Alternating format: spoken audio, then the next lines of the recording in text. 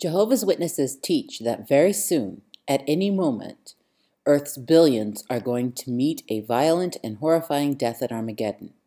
This imminent doomsday will be greeted by hailstones, earthquakes, fireballs from the sky, all sent by God to kill those who are not Jehovah's Witnesses or have left the faith.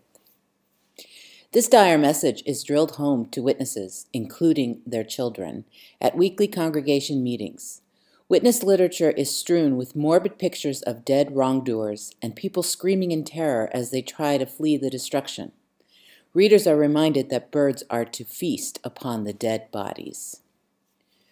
Daniel's parents became Jehovah's Witnesses when he was 5 years old. His beloved grandmother was opposed to their conversion and spoke out openly against their new religion. Daniel's parents responded by assuring him that his grandmother would soon be among those rotting corpses. He would cry himself to sleep at night, terrified by such a prospect. Another young one, Rachel, was 10 years old when her mother was disfellowshipped. Having been cast out of the organization, Rachel's mom decided to join another church. Rachel was warned that her mother was mentally diseased and that she should not even pray for God to save her at the risk of being destroyed herself. As a teenager, Rachel came to believe that her own future survival was in doubt, since she could not stop wishing that her mother would live. Richard was disfellowshipped at age 15 for smoking. Cut off and shunned by everyone in his congregation, he spent months confined to his room by his parents.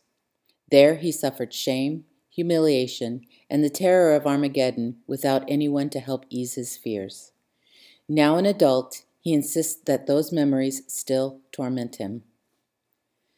Children deserve to enjoy fun times, watching cartoons and playing with their friends. But for witnesses, childhood is tainted with constant warnings of doom and destruction. Keeping children in such perpetual fear is extremely damaging.